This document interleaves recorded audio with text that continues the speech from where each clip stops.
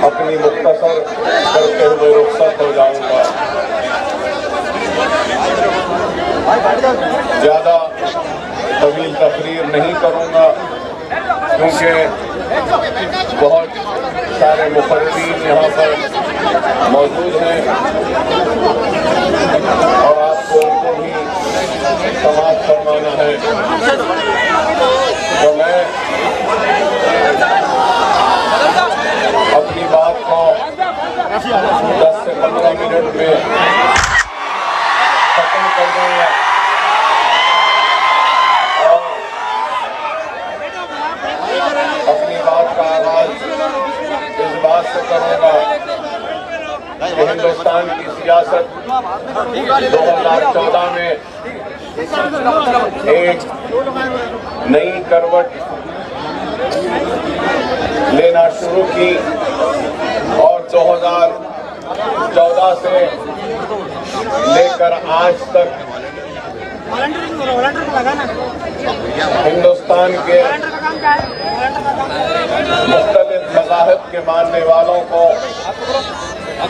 आपस में बांटने की एक मुनज़्ज़म साजिश के जरिए नफरत की सियासत को आगे बढ़ाया गया और मजहब के नाम पर बांटकर इस मुल्क को कमजोर करने की एक मुनज़्ज़म साजिश रचाई गई और हिंदुस्तान का दस्तूर हिंदुस्तान के हर शहरी को बराबर का हक देता है।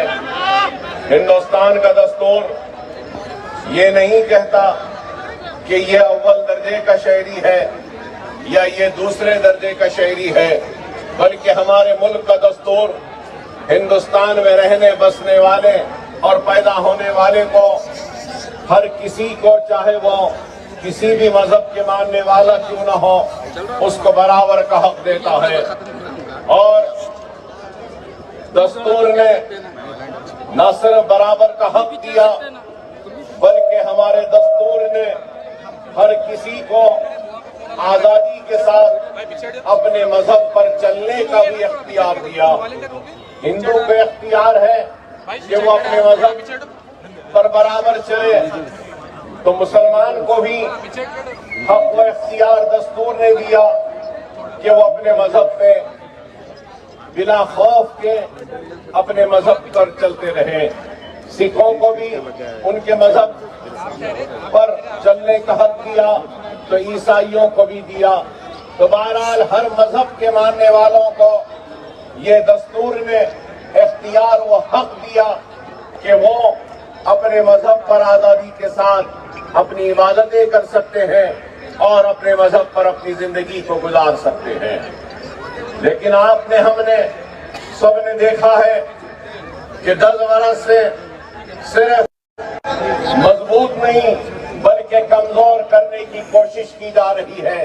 तो आज अगर मैं आपके दरमियान में खड़ा हूं तो यही बात कहने के लिए खड़ा हूं कि सबसे पहले तो हमको आपस में मजहब के नाम पर नफरत को पैदा करने वालों को कमजोर करना होगा और हमको इनके इश्तिहाल में आए बगैर हिंदुस्तान जो एक गुलदस्ता है हिंदू, मुस्लिम, सिख, ईसाई का, इस गुलदस्ते को साथ में रखते हुए हम सबको एक होकर अपने हक की लड़ाई को लड़ना होगा।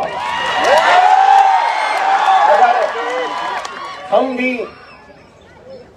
उनकी साजिशों का शिकार हो जाएंगे और मजहब के नाम पर अलहदगी इख्तियार करेंगे तो फिर हम उन अनासिर को कामयाब कर रहे हैं जो मुल्क को कमजोर करना चाहते हैं।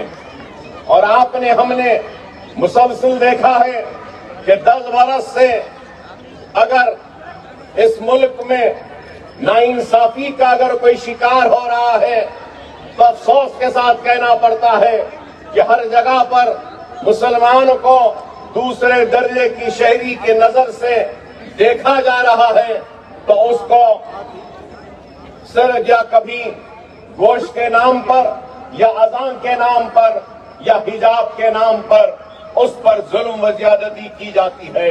کبھی حجاب کے نام پر اس کو تعلیم کو ترک کرنے پہ مجبور کیا جاتا ہے، تو گوشت کے نام پر یا بیف کے نام پر بازاروں میں اس کو لوچا جاتا ہے، اور پھر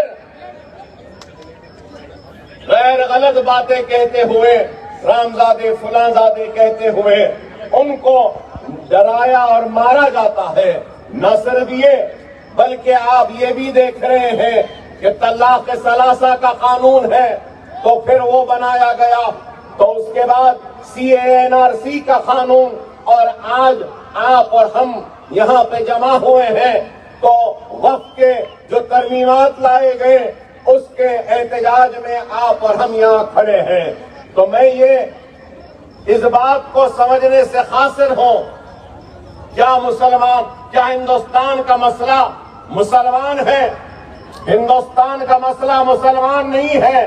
ہندوستان کا اگر سب سے بڑا مسئلہ ہے تو وہ روزی کا ہے، وہ روٹی کا ہے، وہ خوشحالی کا ہے، وہ ترقی کا ہے، وہ نوکری کا ہے. لیکن آج ہندوستان پر مہنگائی کی بات نہیں ہوتی، روزی روٹی کی بات نہیں ہوتی، ہندوستان کی کمزور معیشت کو استحکام دینے کی بات نہیں ہوتی. ہندوستان میں آج کئی لوگ کے پاس شوچالے نہیں ہے، اس کی بات نہیں ہوتی. لیکن اگر ہوتی ہے تو صرف نفرت کی بات ہوتی ہے، تو صرف مذہب کی. اور میں یہ بھی کہوں تو غلط نہ ہوگا کہ قانون بن رہے ہیں تو صرف اور صرف مسلمانوں کو کمزور کرنے اور مسلمانوں کو تکلیف پہنچانے کے لیے. اور یہ قانون بھی اگر بنایا گیا تو میں بھی 6 مرتبہ مسلسل ایوان اسمبلی میں مجلس کے نمائندگی کرتا ہوا حلقہ چندرائن گٹے کی عوام نے مجھے منتخب کیا، ایوان میں گیا. کئی قانونی ترمیمات کو ہم نے دیکھا ہے، سنا ہے، ہمارے سامنے آئے ہیں. قانون کیوں بنتا ہے؟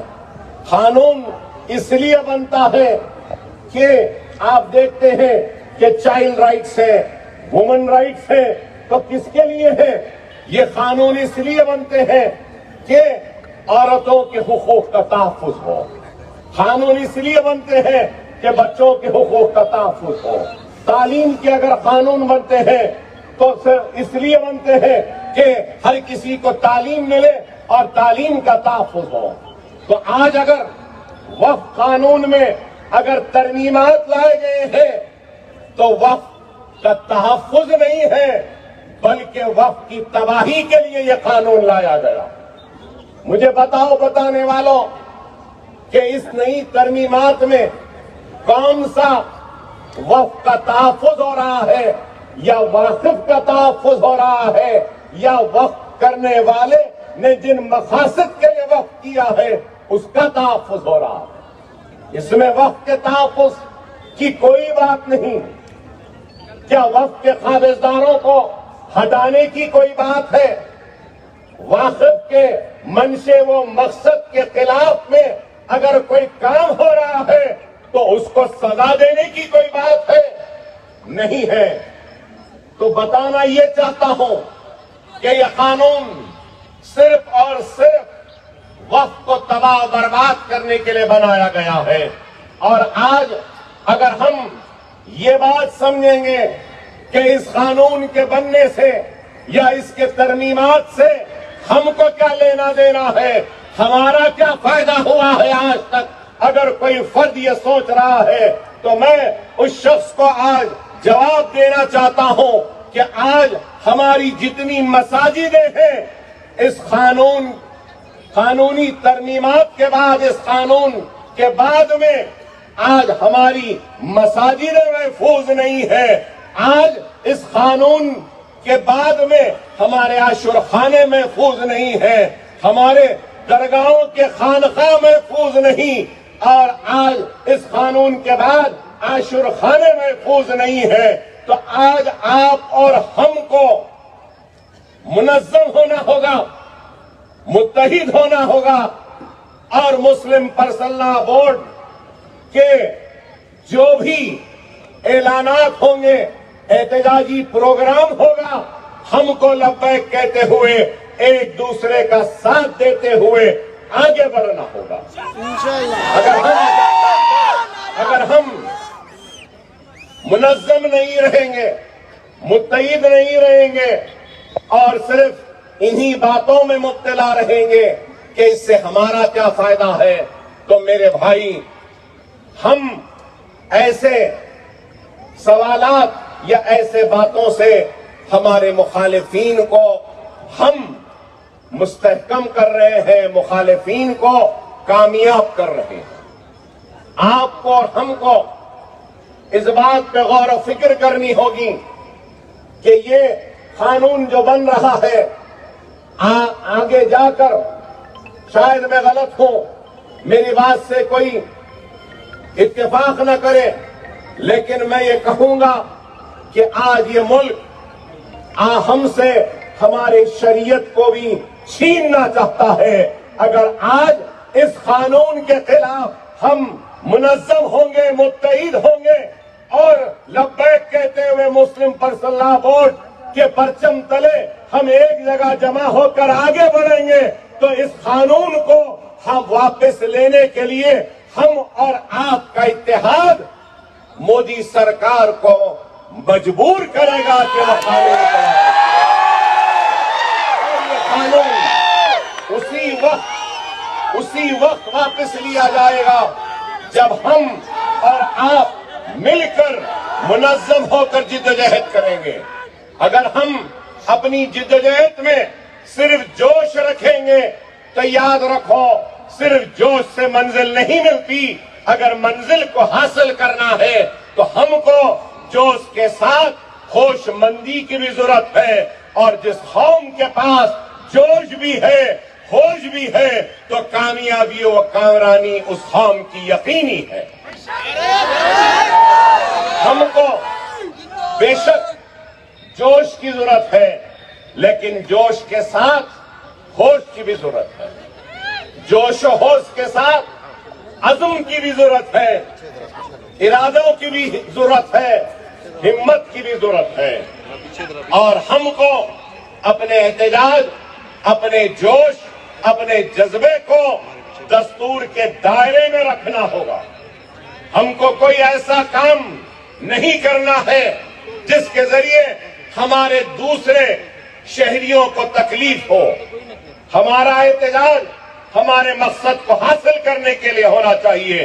ہمارا احتجاج ایسا ہونا چاہیے کہ ہمارے احتجاج، ہمارے جوش، ہمارے جذبے کو، ہماری ہمت کو دیکھ کر ایک ہندو بھائی بھی ہمارے احتجاج میں جڑ جائے۔ ہمارا احتجاج ایسا ہونا ہے کہ ہمارے احتجاج میں سکھ بھی آ جائے، عیسائی بھی آ جائے، اور ہر سیکولر ہمارے اس احتجاج میں آ جائے۔ یہ ایک حکمت کے ساتھ ہم کو آگے بڑھنا ہوگا۔ یہ قانون بہت ہی کالا قانون ہے میں کہوں گا، اور بہت ہی خطرناک قانون ہے۔ اگر آج ہم اس قانون کے خلاف اٹھ کر کھڑے نہیں رہیں گے تو ہمارے مساجد خطرے میں ہے، درگاہیں خطرے میں ہے، عاشور خانے خطرے میں ہے، ہماری عبادت گاہیں خطرے میں ہے، اور اس قانون کے بعد آئندہ نشانہ اگر کوئی ہوگا تو وہ صرف اور صرف شریعت محمدی ہوگا، اور ایکسا سول کوڈ کو نافذ کرنے کے لیے وہ اور ہمت کے ساتھ ہم کو ان کی ہمتوں کو توڑنا ہے تو ہماری صفوں میں اتحاد کو پیدا کرنا ہوگا۔